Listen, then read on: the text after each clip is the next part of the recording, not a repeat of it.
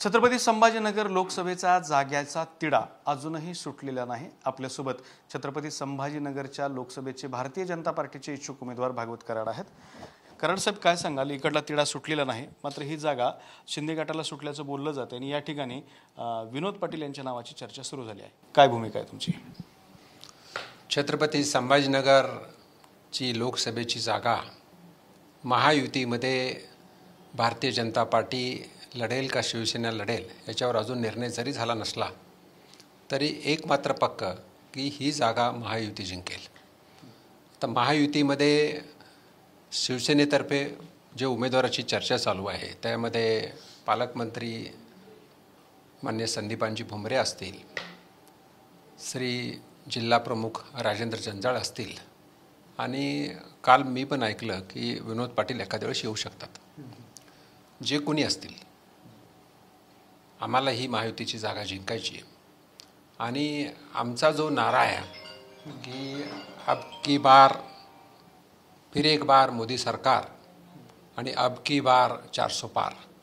समजा ही जागा जर उद्या महायुतीला सुटली, महायुतीच्या माध्यमातून शिवसेनेला सुटली, आम्ही त्यामध्ये त्याच्यासाठी काम करणार आहोत आणि भारतीय जनता पार्टीला सुटली तर आम्ही लाखोच्या मतानं निवडून येऊ। मला आठवत आहे, मागच्या 30 ते 35 वर्षापासून मी राजकारणामध्ये आहे। महानगरपालिका असेल, विधानसभा असेल, जिल्हा परिषद असेल का लोकसभा असेल, सर्व निवडणुका मी पाहिलेल्या आहेत। आत्ता जी तयारी पक्षाच्या माध्यमातून केंद्रीय भारतीय जनता पार्टी असेल किंवा राज्याची भारतीय जनता पार्टी असेल, इतकी तयारी झालेली आहे की भारतीय जनता पार्टीला जर ही जागा सुटली तर किमान आम्ही 2 लाख मतांनी निवडून येऊ शकतो।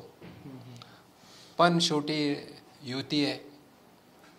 महाराष्ट्र राज्याचे आमचे नेते माननीय देवेंद्रजी फडणवीस साहेब असतील, मुख्यमंत्री माननीय शिंदे साहेब असतील आणि उपमुख्यमंत्री अजितदादा पवार असतील, हे जे ठरवतील तो आम्हाला मान्य करावंच लागेल आणि आम्ही करू।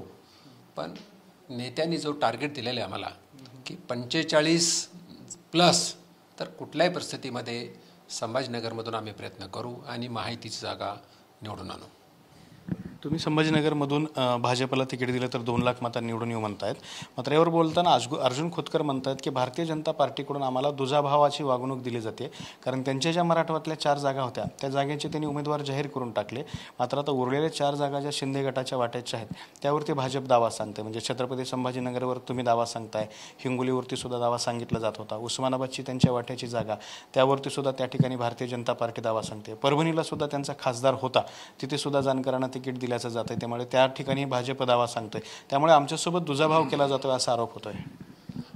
अर्जुन खोतकर आपल्या राज्याचे माजी मंत्री आहेत आणि शिवसेनेचे मोठे नेते आहेत।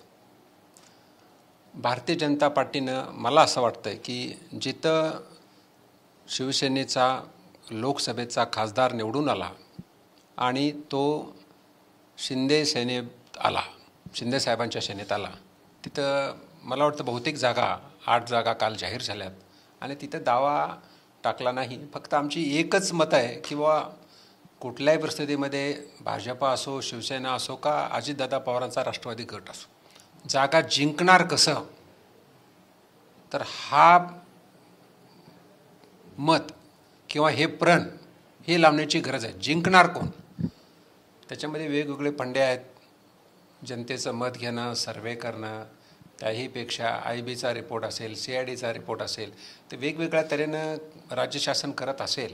म्हणून कुठल्या प्रकारचा कुणीही भारतीय जनता पार्टीचे कार्यकर्ते असतील, शिवसेनेचे असतील किंवा अजितदादा गटांचे असतील, कुठलाही आपण मान पान न बघता आपण मिळून 45 जागा कसं जिंकू त्यासाठी आपल्याला काम करण्याची गरज आहे। म्हणून संभाजीनगरच्या जागेबद्दल बोलायचं झालं तर ही जागा ऑलरेडी शिवसेनेतर्फे हरलेली जागा आहे आणि जे हरलेले उमेदवार चंद्रकांत खैरे हे शिंदे साहेबांच्या शिवसेनेत आलेले नाही आहेत, ते त्यांच्याकडेच आहेत, म्हणजे उबाटामध्ये आहेत। म्हणून आम्ही जागेचा क्लेम करतो आहे आणि त्याहीपेक्षा आम्हाला असं वाटतं आहे की इथून भारतीय जनता पार्टीच्या तयारीनुसार ही जागा भारतीय जनता पार्टी जिंकू शकते। पण याच्या पुढे जाऊन म्हणतो मी सुद्धा भारतीय जनता पार्टीचा कार्यकर्ता आहे, पदाधिकारी आहे केंद्रामध्ये राज्यमंत्री आहे. शेवटी महायुतीचे नेते जो निर्णय घेतील ते मान्य करून आम्ही कामाला लागू. निर्णय लवकर व्हावा हीच अपेक्षा आहे. दुसऱ्या बाजूला तुमचे जे कट्टर प्रतिस्पर्धी आहेत चंद्रकांत खैरे, त्यांना उमेदवारी जाहीर झाल्यापासून त्या पक्षाचे विरोधी पक्षनेते आणि जिल्हाध्यक्ष अंबादास दानवे ही नाराज असल्याची चर्चा आहे. त्यांच्या दोघांमध्ये आज मातोश्रीवर समेट घडवून आणण्याचा प्रयत्न केला जातोय. तर हे मनोमिलन होईल का? अंबादास दानवे मनातून चंद्रकांत खैरेंचं काम करतील का? त्यांना निवडून येऊ देतील का? कारण मागच्या वेळेला चंद्रकांत खैरे पडले तर ते म्हणत होते की मी अंबादास दानवेंमुळे पडलोय, असं ते जाहीर बोललेले आहेत.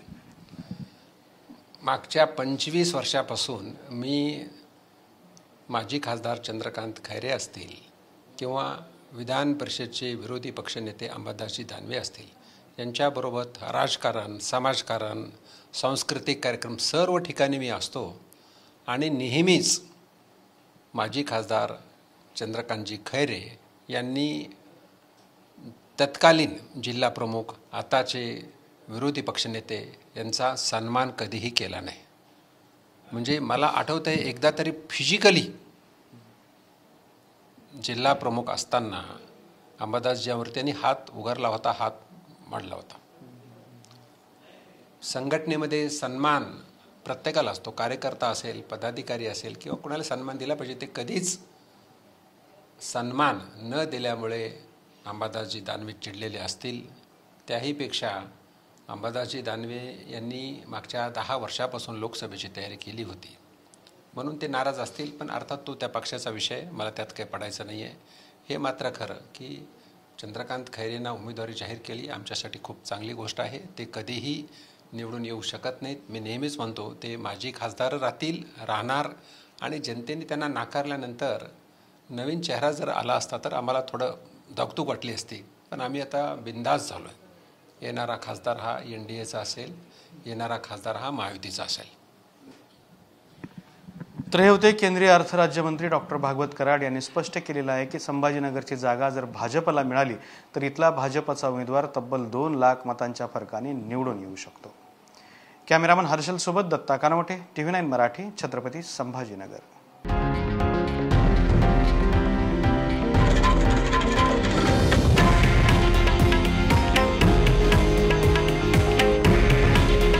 हे आहे देशातील नंबर 1 न्यूज नेटवर्क आणि आपण पाहत आहात TV9 मराठी. काळजी तुमची, हित महाराष्ट्राचं.